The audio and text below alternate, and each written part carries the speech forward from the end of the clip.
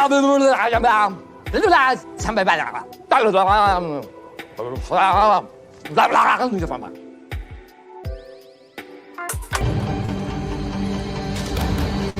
the lies told that you never make it. Hopeless, so it seems. Eyes closed, candles open wide to embrace your dreams. Sometimes you gotta take a loss just to get the win. Like lots of sin was popping in like oxygen when boxes wet. Focus on the mental, never lose like a smooth instrumental. Better choose on the move in a pinto. Choose when I get to, never lose move on the move, but it's simple. Never give up and we winning it, baby. We just keep winning, we conquering daily. Envision the pay me, it's never this way. We indigenous, maybe we winning this crazy. Your opportunity, your opportunity, your opportunity. This your opportunity, your opportunity, your opportunity, your opportunity. This your opportunity, your opportunity, your opportunity, your opportunity. This your opportunity, your opportunity, your opportunity, your opportunity. Hello, everyone, and welcome to the Main Event Football Show. It is I, Main Event Mike, your host. It's Monday at 7 p.m. Eastern Time, so that means it's time for the show.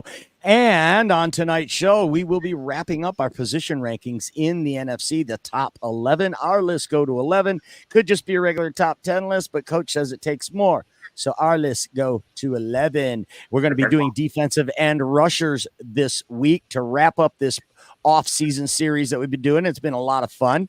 We're also going to talk about news out of training camp today. Guess what, folks? The Detroit Lions played a football game tonight. Today, I should say. The Detroit Lions played a football game today, and we have some things to report about it. Man, it really feels good.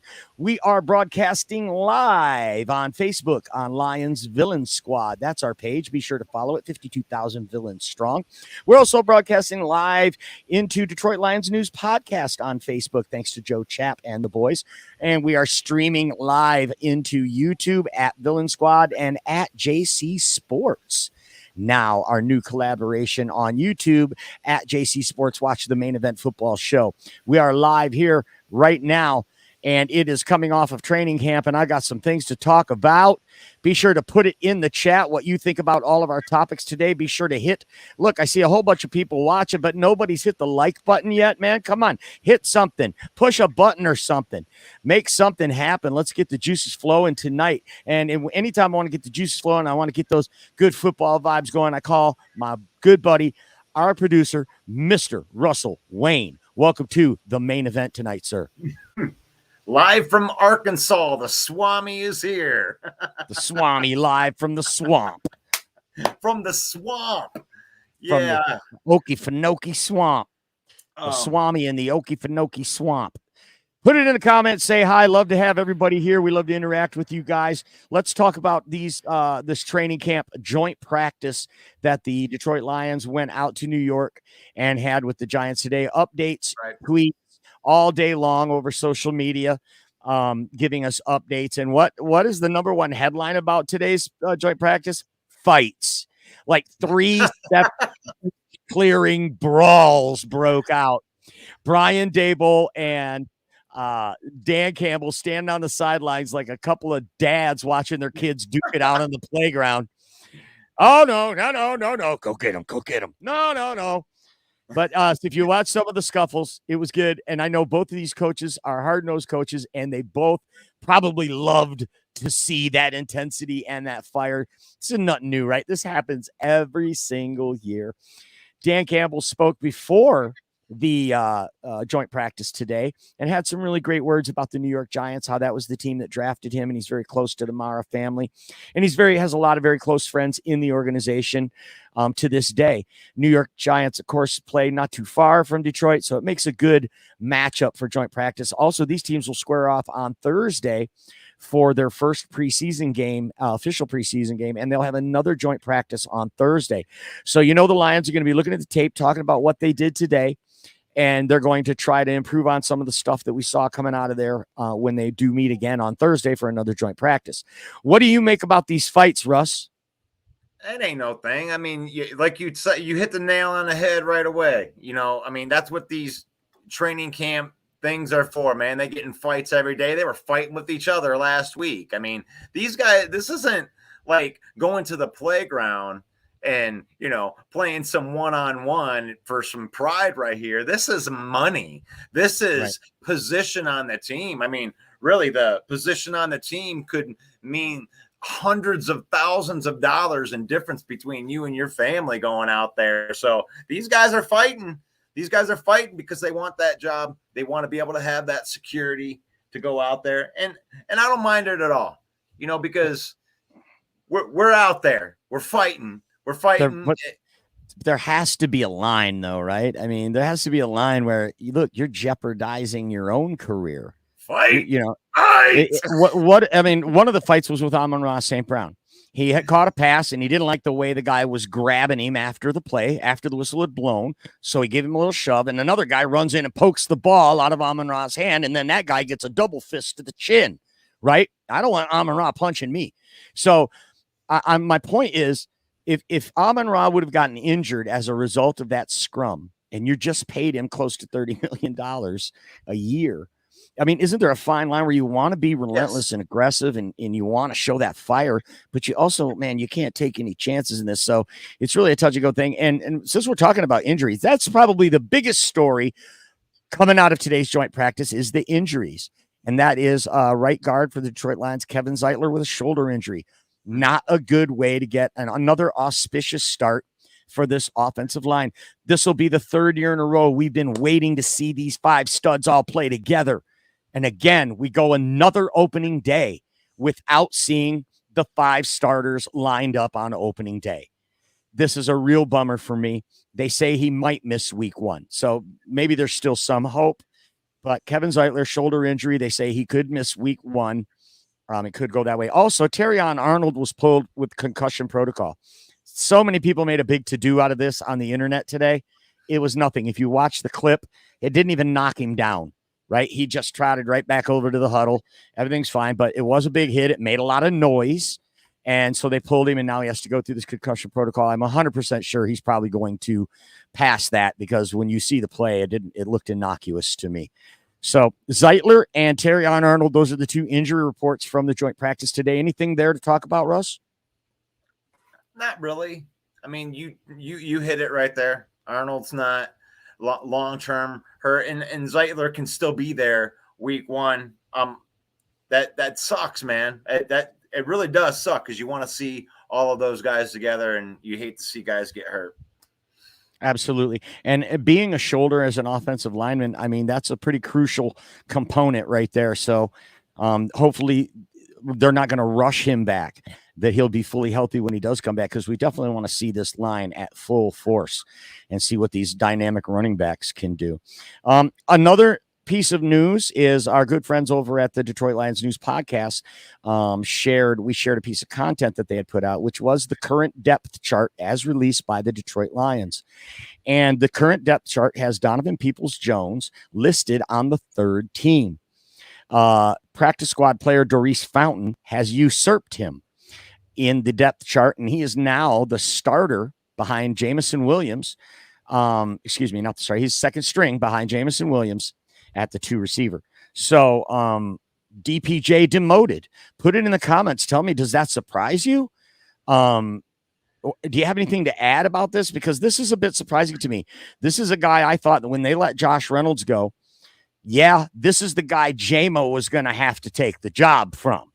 Doesn't look that way now. I think that's big. I think this is when things go outside of expectation, it intrigues me. Russ, what do you think? Is this a story about DPJ, 3rd teamer? I talked about it a little bit on the Villain Report last week that DPJ might be in trouble because we value younger talent. We value these guys that have been in training camp and working with the quarterbacks like that. And Antoine Green, I think that Antoine Green is another name right there that I think that has more value than a DPJ. I know they spent a 6th-round pick on him, but I mean, at the end of the day, you want to be young and you want to go forward with guys that are cheaper, right? I mean, sorry to say it, but you're going to have to show out. And Jamison's taken number 2 because so far he's been uncoverable by anybody on our team, anybody on the Giants team. He's just having his way. in training Yeah, camp. and that's what the report came out, that the period ended with a Goff to JMO touchdown to end the period today in the joint practice. So, I mean, we don't obviously read too much into any of these stats or results from a joint No, practice. not at all. They can simulate situations, and this is just great stuff as you get ready for the regular season. So put it in the comments. Let's see who we got there. Our good friend Elise Memes is there. Says, hi, guys. Scott Harrison in the house. Welcome to the program, folks. Be sure to follow us and subscribe to our channels. We are going to get into our top 11 positional rankings. Do we have anything else on the Lions, Russ? Not right now. I mean, it was, you hit everything. You know, it was good first practice. We love these joint practices. We're gonna bite your kneecap off. I don't. Yeah, one more. How's things down? How are things in Arkansas? It's great. It's great. It's my son gets a chance to hang around with grandma and grandpa, and he grows so much out here. You know, autism awareness.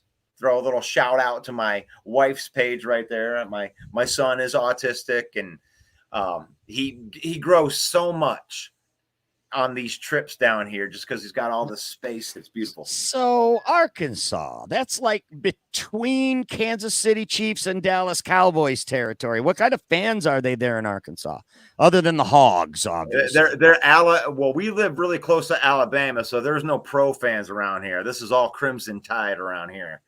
Even in Arkansas, though, they're not big Arkansas Razorback fans. They're Tide fans down at the border, huh? Yeah. I mean, I'm sure there's a couple Razorback fans, but Alabama's like that, you know, that global thing, you know. I mean, it is what it is, but that's what it is down here. I don't know. They like Denver Broncos, maybe where we're at. Like, wow. Davey's in the house, says it's Pete the Analyver's last night, but actually, there's been rumblings, Davey, that Pete's done such a good job this year. We might have to find a regular season slot for him here on the Villain Squad. So let's jump right into it, Davey. I love it. Yeah, right. Everybody's got to work. So Pete the Unaliver's coming in tonight. And for those of you that don't know, Pete the Unaliver is a guy we had to employ to whack some of these teams off the list as we are doing top 11 positional rankings in the NFC. Of course, 16 teams in the NFC. So that means at least 5 teams are getting whacked every time we do one of these lists. And we have to bring in a professional to do that. And it is Pete the Killer. I mean, Pete the Unaliver. And he is doing our light work, doing our dirty work, doing our light work for us and taking out these teams. So let's jump right into it. Let's see who did not make the cut, who gets on Pete's hit list this week. And the fact that we have this week on this list of defensive edge and pass rushers. Right. They had to be listed as a defensive end for us to consider them, first of all. We took a PFF overall ratings and we did projections based on their age and last year's scores. And we came up with our Villain Squad list of 11. And I will tell you, spoiler alert, there are 2 teams that had 2 offerings on this list. They have 2 defensive ends that rank in the top 11 in the NFC. That means Pete, for his grand finale, gets 2 extra teams to wiggity whack tonight. He's going crazy tonight. He gets to whack 1, 2, 3, 4, 5, 6, 7 teams. He gets to whack tonight. Yeah. And the first team that he's going to whack, and I'm going to put it in this order for a reason, is because I'm going to tell you about this list about defensive ends, folks. There were probably 5 or 6 at the end, at the bottom of the list that you could interchange. You could take the guy on our that's about to get whacked now from the Carolina Panthers, and that is Derek Brown. He could play on my team anytime. This kid's got a lot of upside. Carolina Panthers, there you go, Pete. I took care of that thing for you. Yeah, I took care of that thing for you. So Derek Brown will probably make this list next year if he has another year like he did in his rookie campaign. But there's just too many good players above him for him to make this list. As a room, I don't think they're bad either. They've got Ashawn Robinson on the other defensive end. They lost Brian Burns, so obviously they lost a stud defensive end. And because of that, they get whacked. I took care of that thing for you. Right on. So that's the first team to get whacked from the list. They did not have an edge rusher to make the top 11 in the NFC. The next team is a familiar face, and that is the Arizona Cardinals. They've been routinely whacked by Pete as we've gone along through this whole offseason because they are not very deep roster-wise. They have some really great young players. They had Trey McBride make it on the tight end spot, and they have a young defensive end named Darius Robinson who is slated to be a second stringer at this point on the depth chart. So therefore we cannot give them any points and get them onto this list. For Arizona, you are looking at Zaven Collins and Dante Stills as the two defensive ends. Neither one good enough to make the list. What do you got on those Cardinals, Russ? I took care of that thing for you. I got it. They aren't good enough, see? Yeah. I don't even know any of the names of the guys on the team because Pete took care of them too quick. Our friend Broski Bear's in the house. What's up, Broski? Broski, he's waiting to see where Montez Sweat is going to go. Don't worry, buddy. Montez Sweat is going to make this list. Spoiler alert. What's up, Corey and Brent in the house as well? Thanks for being here. So the next team to get whacked might be a little bit of a surprise. But that is the Atlanta Falcons. And I'm putting them up here at the top because Grady Jarrett is awesome, right? He is awesome. But he's one of those guys that was in the top or the bottom 5 or 6, and you could have interchanged him with any one of the guys in the bottom of the 6 because it was just that close. What it came down to was, though, he's 300 pounds, and he's also 31 years old. So when you stack him up against those other guys, his PFF numbers are just as good or better. Okay, period. Let's just get that right out there. Grady Jarrett is not a bad player. The Atlanta Falcons did not make this list because Grady Jarrett stinks. It's just because there's only 11 spots, and you're talking about a position that's very coveted in the NFL and very well developed in the NFL. So Zach Harrison on the other defensive end, also not good enough to make the cut. So the Atlanta Falcons fall prey to Pete, the unaliver. Yeah. I took care of that thing for you. Yeah. I'll say this about the Atlanta Falcons, that Grady Jarrett part right there is we did give Grady Jarrett respect because we added him to the defensive end or the defensive tackle room. We gave him a lot of props and we counted him in that defensive tackle room, which made them like the number 3 room in the entire NFC. So you can't, unfortunately on this show right here, you can't get credit for the same guy in 2 different positions, all right? Right. So there you go. That thing for you. So another one bites the dust. Now it's time for the Tampa Bay Buccaneers. They did not make this list. They have a really good young, much like the Carolina Panthers with Derek Brown, they have Kalijah Kancey, who came out of college as an interior lineman, but he's now listed as a defensive end. I loved him as a young interior D lineman. He had a great rookie season last year. It's a guy we were looking at maybe the Lions drafting if they stayed, right, at their draft position. Of course, we know they didn't. They moved up.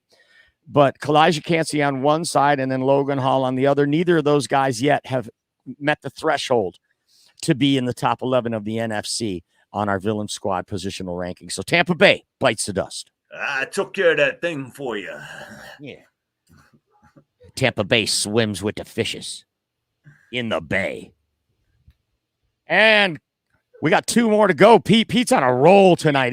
He's got blood in the water. He could smell it. And the next 2 teams that are going to be on this list that are getting whacked, that did not make the list, come from the same division. And this is a division that the Detroit Lions will be playing this year. And that is the NFC West. And that includes the Seattle Seahawks. Coming in with their new head coach, Pete Carroll is dead. Not really dead, but his career is. And we will never get a chance to beat Pete Carroll. This team's beaten the Lions 6 times in a row. Dan Campbell himself is 0-3 against this team. But when it comes to defensive ends, they got Draymond Jones, and they did bring in free agent Leonard Williams, who's a very solid defensive end. Draymond Jones and Leonard Williams is going to be what the Seahawks always are, a really tough team. They're a tough team. Even their guys that don't make bullshit lists like this, Draymond Jones and Leonard Williams are good ball players, and those Seahawks are going to be tough to beat again. But they weren't good enough to make the list. Them damn Seahawks. Hey, yeah, I took care of that thing for you. Yeah. And then the last team on the list for Pete to be taken off is the Los Angeles Rams. They have a rookie penciled in at defensive end, and that's Braden Fiske from Florida State. They also have Kobe Turner, who's a second-year, very promising player who had a great rookie season, a late-round draft pick that they did hit on, it appears. So both of these guys, young, Braden Fiske never taken a snap, and Kobe Turner coming in year 2. So these are two guys that we might see on this list next year. But as of this year, they did not make the top 11. Put it in the comments. Tell us what you think about this list of 11 defensive ends or pass rushers in the NFC. We're ranking them, and we're about ready to get started with 11. Let's talk about who we got in here. Brent says Cansey did a good job at the end of the season. Yeah, he started to get it, I think. For sure, that guy, nothing but good reports. I think he got Defensive Player of the Week 1 week going down the stretch there. It may even have been against Philadelphia in the playoff game. He had a really good game. So against, the best offensive line last year was the Philadelphia Eagles. So that kid is definitely strong and a guy that we might see on this list next year. But rounding out our list at the bottom, we're going to start at number 11, of course, is the New York Giants and Kayvon Thibodeau, a young player who had some troubles out of the gate, but he comes in at number 11 on this list.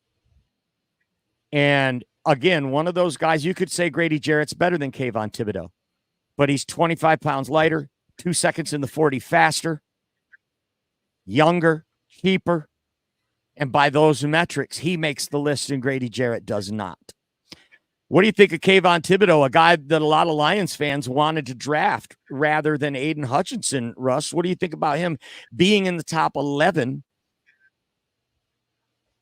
Oh, for sure. I mean, he is a promising young pass rusher. And really, I mean, when you look at like the talent level of what Kayvon Thibodeau can do, you could probably argue that he would be higher on this list because of the projection of what he's going to do in the future, because I think that he's only going to get better. Correct. I think he's better than Trayvon Walker. Oh, for sure. So the New York Giants come in at number 11. At number 10, it is Carl Granderson, defensive end for the New Orleans Saints. Who? Well, if you look at PFF, folks, this guy is a machine. He gets after the quarterback. He stuffs the run. He's good on both pass and run. He's an all-around defensive end. So if you're just measuring things by sack, this guy can set the edge. Don't forget, playing defensive end in the NFL is about setting the edge just as much as it is about getting to the quarterback, especially if you've got guys like Cameron Jordan on your team that can get pressure from the inside. If you've got Demario Davis playing linebacker who can shoot the gaps from the middle. Carl Granderson's an underrated player, and he's definitely in the top 11 in the NFC. Any words about Granderson? Yeah, I thought that he played leadoff hitter for the Detroit Tigers. That's Curtis Granderson. Oh, okay. Yeah, I didn't know very much about him, man. I appreciate that tidbit of information that you threw out right there, because I don't think a lot of people knew about Granderson. So that's why we do these lists. That's one of the benefits of why we do this list, is because we even find some guys who are like, hey, Granderson, who? The next pass rusher on our list is a newcomer to the NFC. He played for it last year with the Miami Dolphins, but now he's with the NFC North's Minnesota Vikings, and that is Andrew Van Ginkel. I don't think is he related to Vanilla Ice or something? I don't know. And Andrew Van Ginkel or Rip Van Winkle. He is coming over from the Dolphins for the Minnesota Vikings. They lost Danielle Hunter, who, trust me, would have been high on this list had he stayed. But Andrew Van Ginkel, and it should be mentioned, they also get Jonathan Greenard, comes over from the Houston Texans to replace Danielle Hunter as well. So they got two guys. But based on PFF numbers, Andrew Van Ginkel showed out higher. And Jonathan Greenard was just barely beat out by the guys like Kayvon Thibodeau at the bottom of our list. So definitely no problems with Minnesota Vikings with their defensive ends with Van Ginkel and Greenard. They are going to be just fine, especially with Brian Flores calling the plays. But unfortunately, on number 9 is the highest that they rank. So you got 2 guys in the top 15, but only 1 guy on the top 11, and that's the Minnesota Vikings and Andrew Van Ginkel. So, yeah, J-Mommy talking about Kayvon Thibodeau. I remember a few people thought he'd be better than Hutch. That didn't happen. Well, not yet, but the jury's still out. Hey, the kid had a good couple of years, though. He just did develop a little bit slower than Hutch. And Trayvon Walker as well, starting to come on there at the end as the game starts slowing down for him. So I think all 3 of those guys going to be really good. But by the time it's all said and done, we're going to be looking back at that draft class of pass rushers as elite. So moving on. Any words about that, Russ? Van Ginkel, I mean, you could have said something about Grenard. I mean, really, you and I kind of talked a little bit before, and we're kind of like, we got to put one of the Minnesota guys on there. You could have made an argument that Grenard would have been that better guy. That's the only comment I really want to have on that. For sure. Going to number 8 on our list is a guy that's not a household name again. His name is Bryce Huff, and he's a defensive end for the Philadelphia Eagles. And again, he comes over from the Jets. This was a big-time Howie Roseman free agent signing. He gets Bryce Huff to come over from the Jets, a guy a lot of teams were looking at, a lot of teams in the Eagles division were looking at, and they land him, much like Saquon Barkley, much like Quinyon Mitchell in the draft. These damn Eagles, they're going to be a problem for 10 years. Trust me on this one. Bryce Huff comes in at number 8 as the pass rusher now in the NFC East with the Philadelphia Eagles. Great move by Roseman to get this guy in on that defense. Don't you think, Russ? Absolutely. I mean, really, there was a couple of elite pass rushers that were out there that were available. And that's kind of surprising, really, because people love to hang on to really the elite pass rushers. But, having Brian Burns, be available via trade, and then, Bryce Huff, Daniil Hunter, ended up going to the Texans. It's like you usually don't have that many high-end guys. So, yeah, those damn Eagles. I mean, good GMing over there. It's right. It feels like the road to the Super Bowl in the NFC goes through Philly or Detroit. Motown Philly. It's a Motown Philly highway to get to the playoffs this year, buddy, to get to the Super Bowl this year. So Bryce Huff, number 8. Coming in at number 7 is for our broski bear. It's Montez Sweat for the Chicago Bears, comes in at number 7.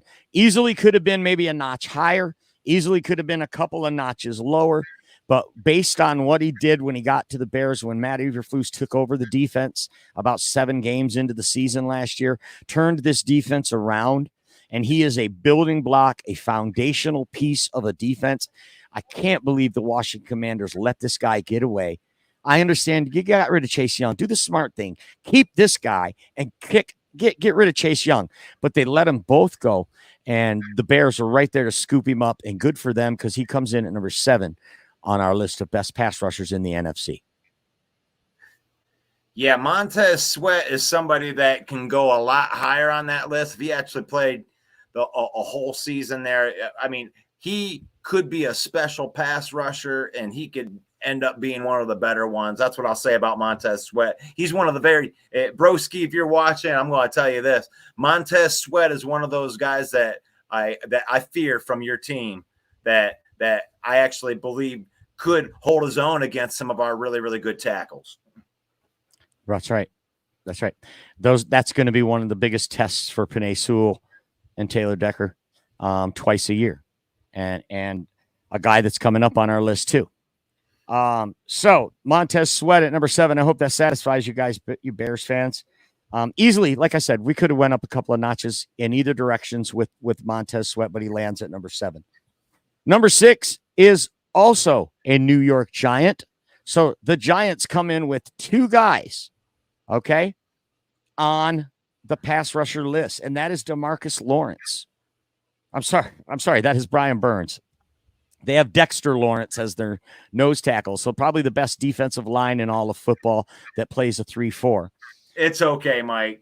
Yeah, so it's but Brian Burns comes over from the Carolina Panthers and keeps the Panthers off this list. Had Brian Burns stayed with Carolina, they wouldn't have got whacked, but they didn't. They let him go in the NFC, and the Giants pick him up to go with Kayvon Thibodeau, and one of the best nose tackles in the league as well. So Brian Burns is an absolute beast. We saw what he did to the Detroit Lions in 2022. Just feasted on us, just like Matthew Judon did in 2022. These guys are top of the line pass rushers. And Brian Burns, I kept wanting to say Brian Branch all day. Brian Burns, tough against the run, brings the pressure on the quarterback, demanded a lot of money in Carolina, and the Giants were there to give it to him. And now he comes out at number 6 on our villain squad list. That is a crazy, awesome pass rusher right there. I think Brian Burns is one of the best. I mean, you could, if you're a New York Giant fan, you probably feel like we just slighted you because he's one of the best. He could be argued as the best. So I'm good with him there. I'm glad that he got to get on this list and that we got 2 of those New York Giants on there because both Thibodeau and Burns deserve to be on that list, I think. Right. I agree. And coming in at number 5, it's the Dallas Cowboys, and it's not Micah Parsons. It's DeMarcus Lawrence. DeMarcus Lawrence is the other guy who just happens to feast off all the double teams and all the things that Micah Parsons does. This guy cleans up the mess, and he's a stud. And PFF grades bear that out. He's one of the highest graded defensive ends by PFF. And he comes in at number 5 on the villain squad list of 11. Yeah, DeMarcus Lawrence is, having both of those guys together, you can see why that defense is so good. But you have to ask the question of the chicken and the egg because you got that elite secondary as well. So it's not like, are you getting good coverage and you're getting sacks, or are you getting sacks because you got good coverage? I think that it's the defensive. These guys, I really do believe it's Lawrence and Parsons that helps make the back end better than they actually are, and not the other way around. But you can make an argument either way. No, to your point, I'd never considered Dallas an elite secondary. They have a couple of elite players, right? Trayvon Diggs and Deron Bland. But that's right. It. The other guys are nobodies. And you've got DeMarcus Lawrence and you've got Micah Parsons on the ends. But who are the other guys? They're not high performers. So, this has always been this way with the Cowboys, right? They've got those superstar players, and then they got these chumps that they get to buy along into it and get them through and do that Cowboy thing that they do. So, DeMarcus Lawrence, definitely, he's a top 5. And that is what makes the pass rush in Dallas really hard to contend with. Coming in at number 4 is the Green Bay Packers from the frozen tundra of Lambeau Field. Rashawn Gary. It says Rashad, but it's Rashawn Gary. Go blue. Rashawn. Gosh, man.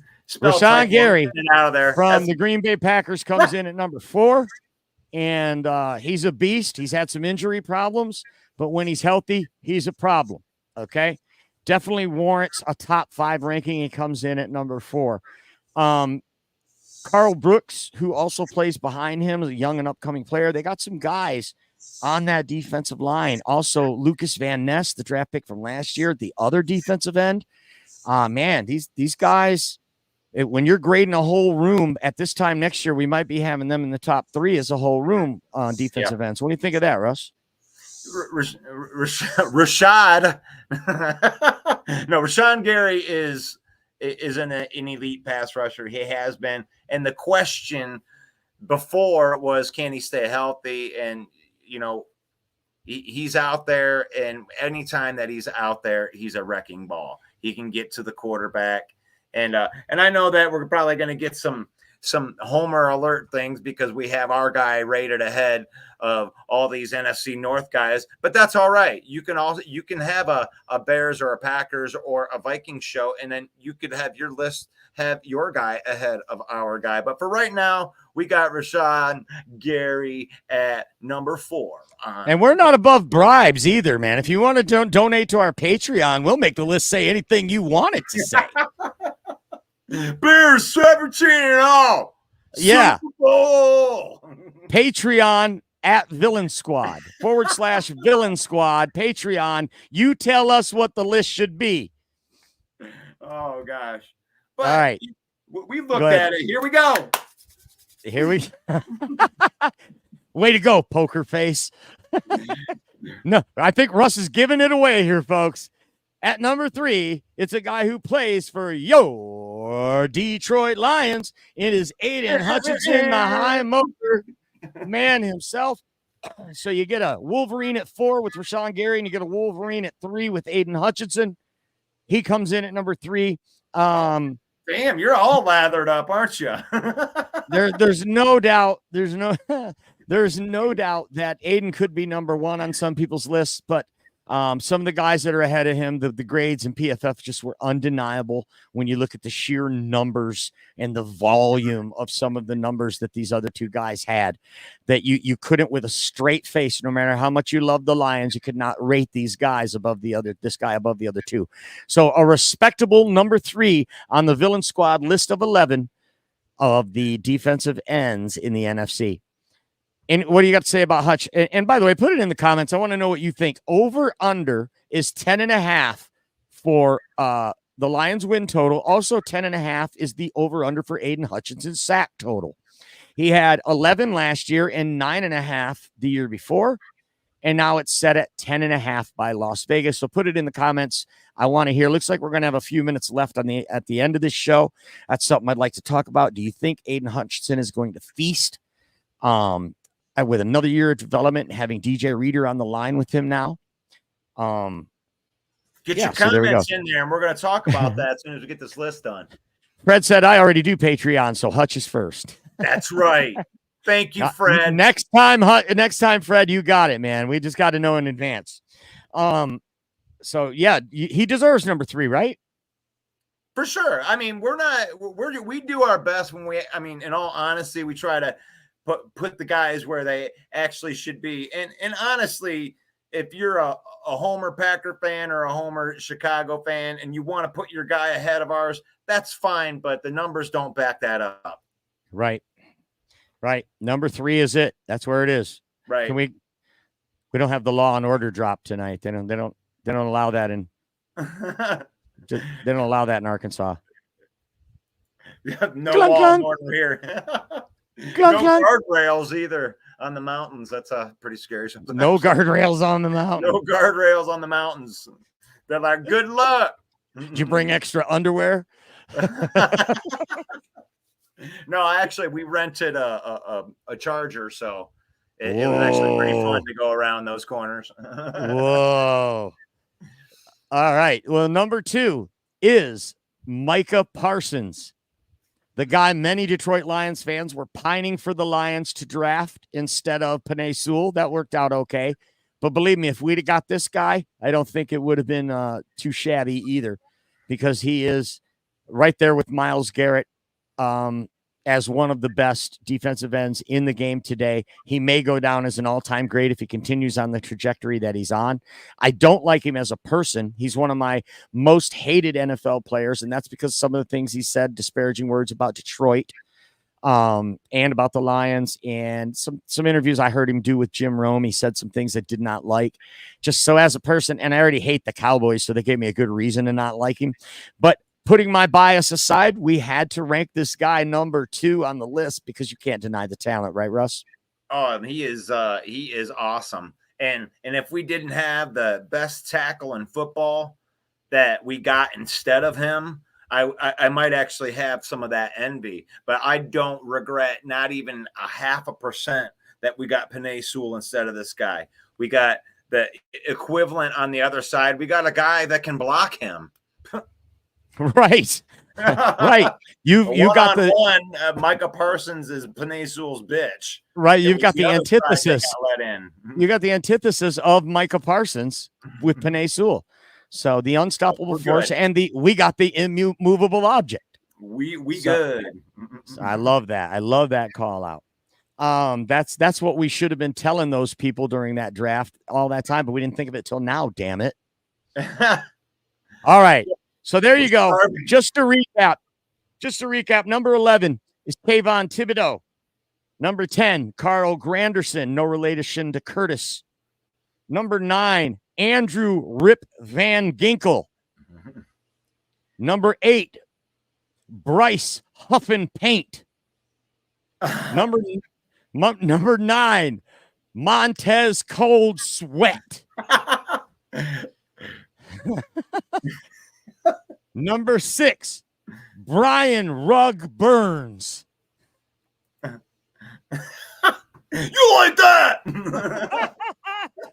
Number 5, DeMarcus, no relation to Trevor Lawrence. You like that? Number 4, Rashawn Gary Busey. You like that?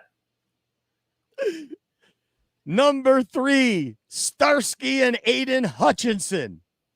Boo. That was a bad one. Sorry. And number 2, Micah. That's not a girl's name, Parsons. Number 2. And number 1, defensive end by the Villain Squad rankings in the NFC.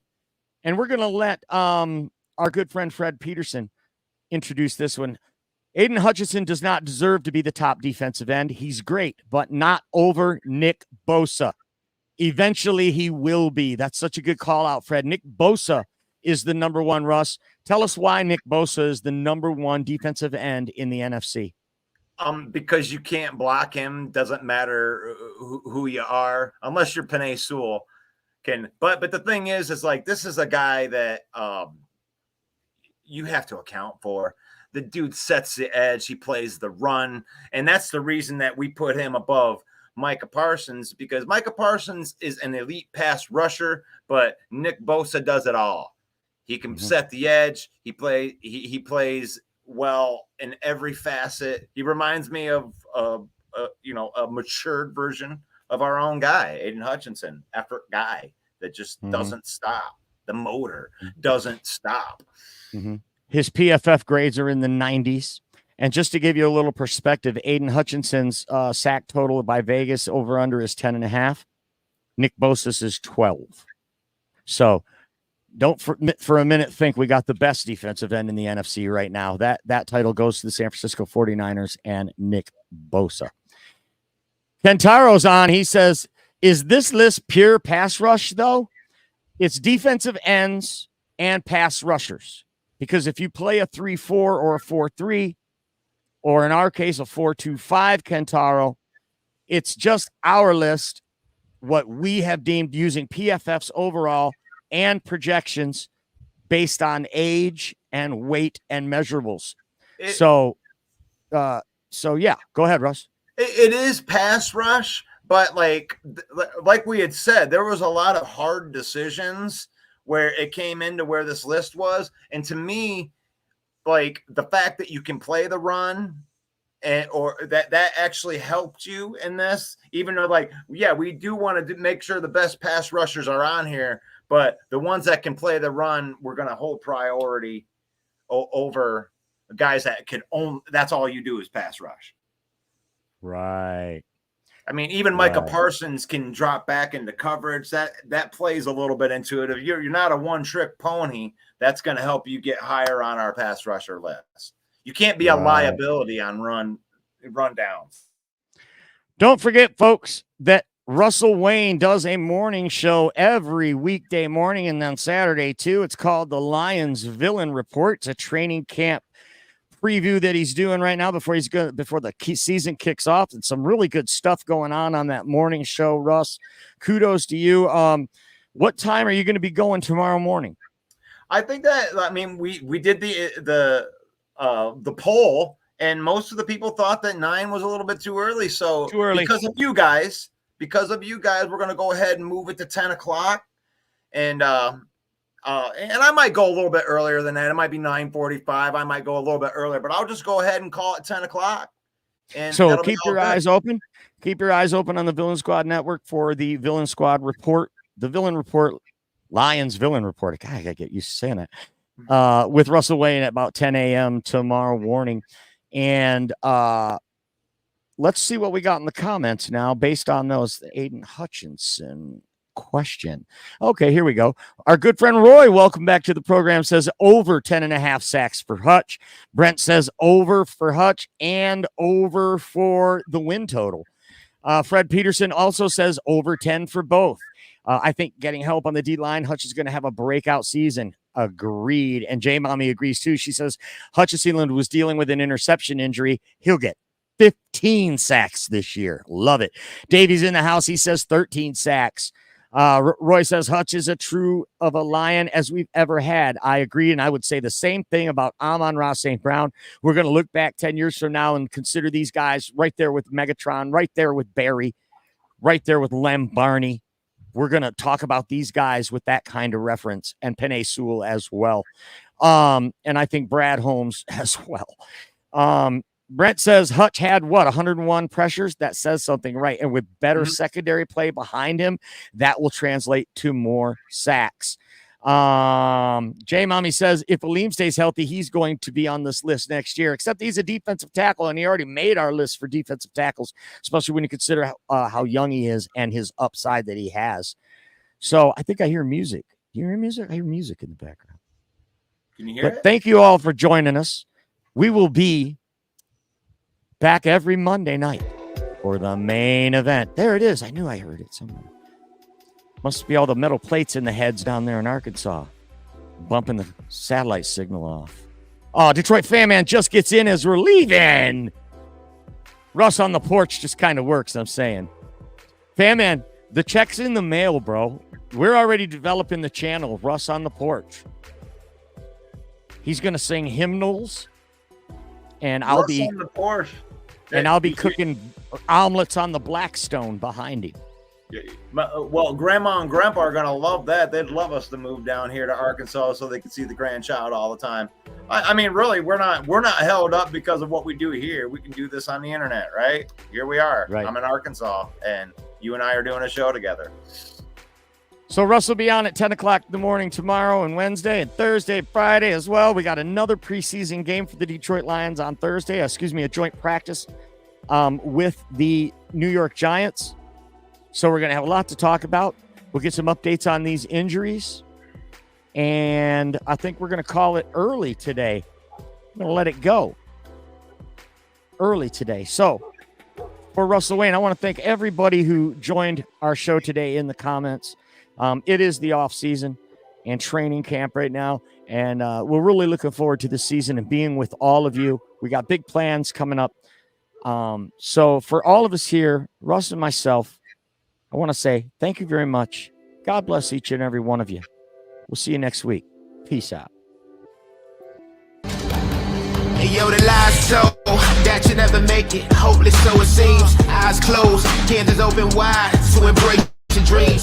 Sometimes you gotta take a loss just to get the win. Like lies to sin was popping in like oxygen when boxes win. Focus on the mental, never lose like a smooth instrumental. Better choose on the move in a pinto. Choose when I get to, never lose smooth when I move, but it's simple. Never give up and we running it maybe. We just keep winning, we conquering daily. Envision and pay me, it's never the sway me. Indigenous, maybe we winning this crazy.